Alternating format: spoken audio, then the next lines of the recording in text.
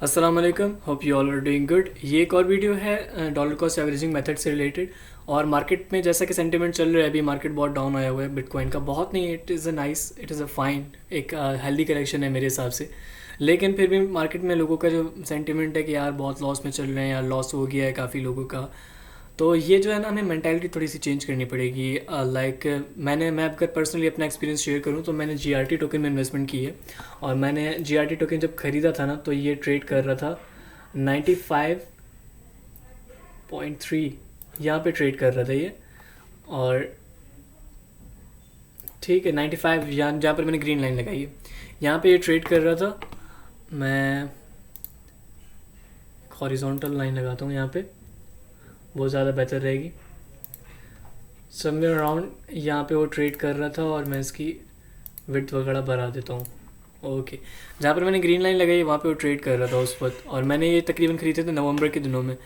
नवंबर 2021 में मार्केट का सेंटिमेंट कुछ ऐसा था कि मार्केट बुलिश था। यही जीआरटी नवंबर से कुछ दिन पहले, लाइक, अच्छा, नवंबर से भी मैंने थोड़ा लेट परचेजिंग की है। ओके, मतलब दिसंबर के अराउंड मैंने परचेजिंग की है। नवंबर में ये टच करके आया था अप्रॉक्सीमेटली 1.3 को, $1.25 के टच करके आया था। और उसके बाद जब मार्केट नीचे गिरा था, तब 95 सेंट पर मुझे उस हिसाब से एक हेल्दी करेक्शन लग रहा था ये, और मैंने वहाँ पे इन्वेस्टमेंट करी थी।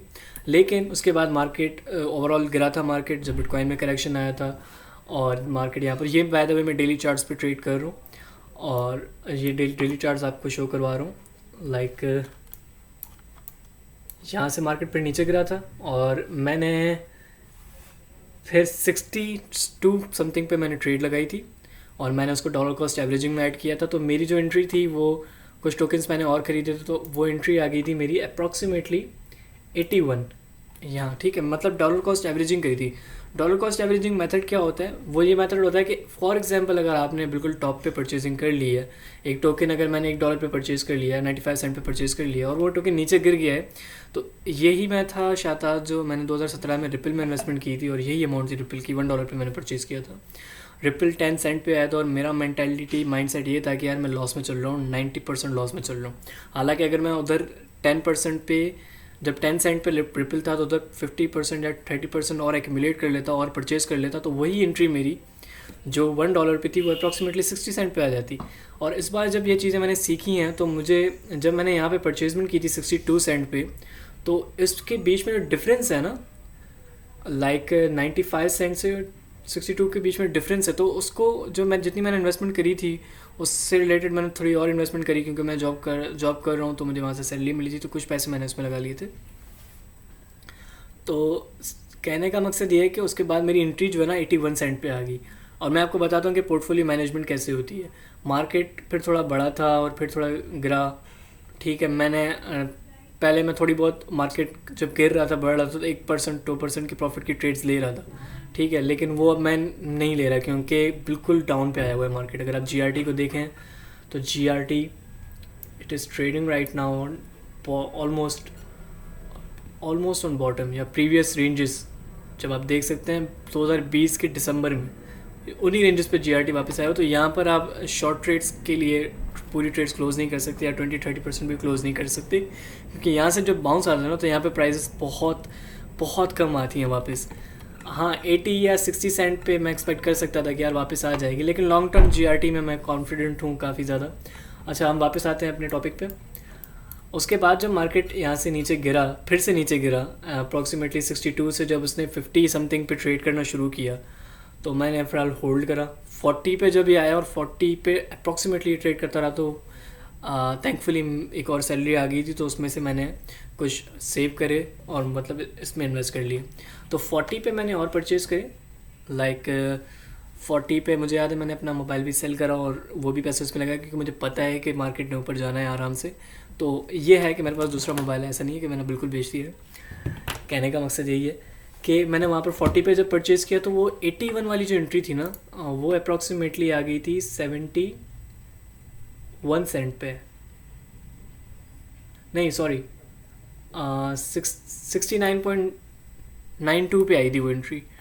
और अभी कुछ दिन पहले, लाइक कल ही, सॉरी, कल ही मैंने 40 पे फिर से परचेज़ किए, और मेरी एंट्री आई है, अब मैं ज़्यादा एंट्री नीचे नहीं आई लेकिन फिर भी आई है। ओवरऑल मैं आपको बताता हूँ कि सीन क्या हुआ है। मेरी एंट्री मैं यहाँ पर पोर्टफोलियो पे चेक करा देता हूँ, 68.37 है ना, यहाँ पे मैं 68.34 समथिंग यहाँ पे लगा लेता हूँ। तो और इसका कलर मैं कर देता हूँ गोल्डन, क्योंकि ये भी मेरी करंटली जो एंट्री है ना वही चल रही है। ऑफिस का टाइम हो गया। खैर, कहने का मकसद ये है कि दो तरीके होते हैं क्रिप्टो करेंसी के मार्केट में सरवाइव करने के। एक तो ये होता है कि आप अपनी मेंटालिटी को ये बना लो कि यार अब मैंने टॉप पे परचेजिंग कर ली है, 95 सेंट पे अगर मैंने जीआरटी परचेज़ करा है और वो अभी करंटली ट्रेड कर रहा है 37 सेंट पे, तो अप्रॉक्सीमेटली अगर मैं आपको ये शो करवाऊँ तो मैं कितने परसेंट लॉस में चल रहा हूँ। अगर यहीं से हम चलते हैं, लुक एट दिस, 63% लॉस। एक तो ये मेंटालिटी हो सकती है मेरी, लेकिन मेरी ऐसी मेंटालिटी अभी है नहीं, शुक्र अल्हम्दुलिल्लाह। मैं तकब्बुर नहीं कर रहा है, देने वाली ज़ात अल्लाह की है। और यहाँ से अगर आप देखो ना, जो यहाँ पर अभी एंट्री बना रहे हैं, और यहाँ से अगर मार्केट सिर्फ 60 पे भी चली गई ना तो 70% को प्रॉफिट है। और अगर यहाँ से मार्केट जहाँ पर मैंने एंट्री लगाई है ना वहाँ पर अगर चली गई तो 175% प्रॉफिट है। तो आप ये ना, मैं इसको ये कंसिडर नहीं करता कि मार्केट 63% लॉस में, मैं समझता हूँ कि मार्केट 100% से ज़्यादा लॉस में जा चुका है। और ये इस वजह से मैं समझता हूँ कि नियरली बॉटम है। और मैंने अब फॉर एग्जांपल मैं ये देखता हूँ कि मैं अपनी एंट्री को कितना परसेंट नीचे ला चुका हूँ। अभी मेरी एंट्री है 68 पे और मैंने ख़रीदा कितने पे था, 95 पे। इसको बोलते हैं डॉलर कॉस्ट एवरेजिंग। मैंने यहाँ पर एक हिस्ट्री शो निकाली है। मैंने शुरू में टोकन्स खरीदे थे अप्रॉक्सीमेटली 500 आई गेस 600, फिर मैंने उनको एक्यूमुलेट करते करते करते अब मेरे पास टोकन है 1100 टोकन टोटल, जीआरटी का 1100 टोकन। और मैंने टारगेट्स बनाए हुए हैं, टारगेट्स का भी मैं आपको शो करवाता हूँ कि कैसे बनाए हुए हैं। यहाँ पर हम अभी बना लेते हैं टारगेट्स भी। तो जब मैं टोकन ज़्यादा एक्यूमुलेट कर रहा था ना कम वाली प्राइजेस पे, तो वो एवरेज एंट्री निकाल रहे थे। और मैंने यहाँ पर मुझसे थोड़ी मिसप्लेसमेंट हो गई थी, तो मैंने एक चार्ट से निकाल के मैंने जीआरटी को ट्रैक करा कि मैंने कितने खरीदे थे और कहाँ सेल करे। तो उसके बाद मैंने जब इसमें वो पैसे लगाए तो यहाँ पर टोटल मेरी इन्वेस्टमेंट और टोटल जो टोकन्स मैं होल्ड करता हूँ और टोटल एवरेज एंट्री कॉस्ट, ठीक है, ये अगर मैं ये ट्रांजैक्शन फॉर एग्जांपल अगर मैं हटा देता हूँ ना 60 वाली, तो ये 69-70 पे वापस चला जाएगा। लेकिन मेरी टोटल इन्वेस्टमेंट है अप्रॉक्सीमेटली $750, जिसमें से अभी जब मार्केट चल रहा है तो उसकी वैल्यू बनती है $412 और $342 लॉस में चल रहा है मार्केट। ठीक है, फ़िलहाल क्योंकि डाउन है मार्केट तो पोर्टफोलियो लॉस में शो करा रहा है। अच्छा, फॉर एग्जांपल अब मैं यहाँ से ये देखता हूँ कि मैंने अपनी एंट्री कितनी नीचे ला चुका हूँ मैं टोकन की। यहीं से चलते हैं, 28% आपको यहाँ पे शो कर रहा है, लेकिन मैं आपको गारंटी देता हूँ कि मैं 50% से ज़्यादा अपनी एंट्री को नीचे ला चुका हूँ। 50% से ज़्यादा, I am just guaranteeing you. और मैं आपको शो करवाता हूँ वो कैसे। इधर है बोला, ठीक है। अगर यहाँ से 95 पे मैंने टोकन खरीदे हैं, फॉर एग्जांपल मैंने $100 95 पे इन्वेस्ट किए हैं और मार्केट आया हुआ है 68 पे, तो मुझे कितना लॉस होगा, $28 का या $29 का कह लें। लेकिन अगर मैं यहीं से 68 से ही 95 पे वापस जाता हूँ तो मुझे प्रॉफिट कितना परसेंट हो रहा है, 39% अप्रॉक्सीमेटली। तो मैं अपनी एंट्री जो है ना 39% 40% नीचे ला चुका हूँ। 95 सेंट्स पे अगर मैंने जब खरीदे थे टोकन, तो उससे 40% मैं एंट्री नीचे ला चुका हूँ ऑलरेडी। अब मेरे लिए तो ये बहुत बड़ी बात है। जब मार्केट उस वक्त इस सिनेरियो पे चल रहा था ना, तो मैं यही सोच रहा था कि यार अप्रॉक्सीमेटली 70 या 60 के अराउंड या 80 इन तीनों रेंजेस के बीच में मुझे कोई एंट्री मिले।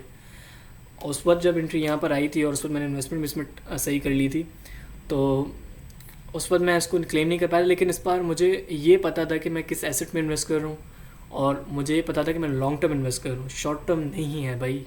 शॉर्ट टर्म अगर आप ट्रेड करोगे वारे न्यारे भी हो सकते हैं, लेकिन वाड़ भी लग सकती है, आप परेशान हो सकते हो। बाकी आते हैं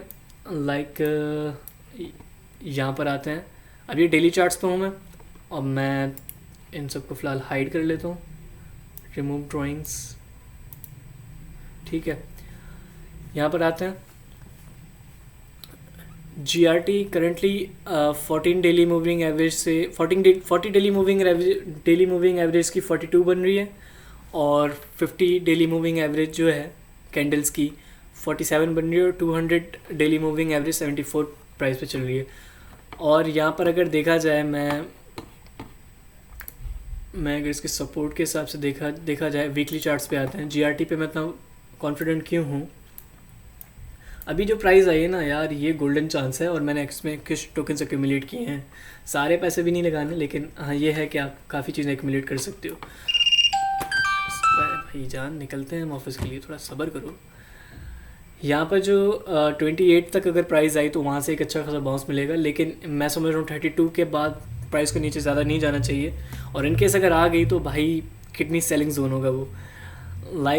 अभी जो प्राइस है ना वो पुरानी रेंजेस में आई है, जहाँ जब ये टोकन लॉन्च हुआ था 2 सेंट पे, उसके बाद जब इसने पंप किया था 73 सेंट पे, और फिर अगले दिन ये वापस आया था 33 सेंट पे। प्राइस अभी वहीं पे चल रही है। उसके बाद जब इस टोकन ने अपनी रैली स्टार्ट की थी, $3 को ऑलमोस्ट टच करने वाला था ये, लेकिन उसे टच नहीं करा। उसके बाद जब ये डाउन आया $1.2 पे, फिर ये पंप हो गया $2 पे। और ग्राफ जो है ना, वो ग्राफ ब्लॉकचेन की टेक्नोलॉजी पे इंडेक्सिंग में बहुत बेहतरीन काम कर रहे हैं। और अभी ये एक्यूमुलेशन जोन, ये by the way weekly chart पे भी आ चुका हूँ मैं। और ये आप देखें वीकली चार्ट पे भी ये इसका बॉटम है अप्रॉक्सीमेटली यार। मतलब यहाँ से अगर फॉर एग्जांपल मुझे आराम से पता है कि मार्केट का जब सिनेरियो सही हो गया ना, आप देखेंगे कि ये टोकन यहाँ से 70 या 80 पे तो आराम से आ जाएगा यार। मतलब यहाँ से ये 100% तो आराम से निकल आएगा ऊपर से। और मेरी जो एंट्री है इंशाल्लाह, मैंने जो अभी टारगेट्स रखे हुए हैं, फॉर एग्जांपल अगर मैं आपको शो करवाऊँ, एक मिनट, चलिए हम टारगेट चेक करते हैं इसके। सॉरी, सबसे पहला टारगेट जो अभी की रेंजेस के मुताबिक है वो है 47, 52 और चलें यहाँ पर देखते हैं 72, सॉरी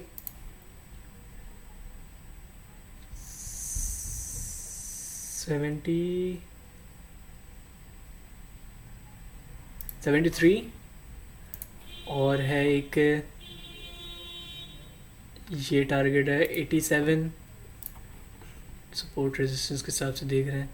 एक है $1.08, एक है $1.32 और थोड़ा ज़्यादा टाइम फ्रेम में देख रहे हैं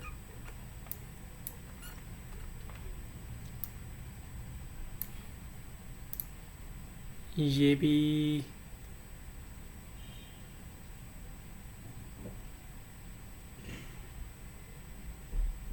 एक हो गया 187, 160 भी है बाय द वे। मैं टारगेट्स आपको शो करवाता हूँ कि ये सपोर्ट रेजिस्टेंस के हिसाब से कितने होता है। और इसके बाद आ जाता है इसका ये वाला टारगेट $2.18, देन $2.25 और $2.45, फिर अप्रॉक्सीमेटली इसका ऑल टाइम हाई जो कि $2.87 बनता है। उसके बाद लॉन्ग टर्म जहाँ तक मेरा टारगेट है, मैं इसको $3 से जब ये अपना ऑल टाइम हाई क्रॉस करेगा उसके बाद मैं इसको ओवरऑल सेल कर दूंगा। यहाँ पर मैं पार्ट्स में सेल करूँगा, जो मैंने लाइंस वगैरह लगाई हैं सारे सेल नहीं करूँगा, लेकिन मेरा ज़्यादातर लॉन्ग टर्म टारगेट्स है ना, वो है मैक्स $3.50 या $4 अप्रॉक्सीमेटली। यहाँ तक मतलब मैं GRT में जो मेरी इन्वेस्टमेंट है ना, मेन इन्वेस्टमेंट तो मैं 100% होने पे इनिशियल इन्वेस्टमेंट तो निकाल देनी है, ये तो रूल है। उसके बाद जो सीन है ना, उसके बाद जो सीन है, अब फॉर एग्जांपल 47 या मेरी एंट्री है अभी 68 ना, फॉर एग्जांपल अगर ये 87 पे गया तो मैं 10% 20% सेल करके और जब नीचे गिरेगा मैं एक्यूमुलेट कर लूँगा। उससे क्या होगा कि मेरी एंट्री नीचे आ सकती है, लेकिन ये हर बार नहीं करना, हर दिन नहीं करना होता।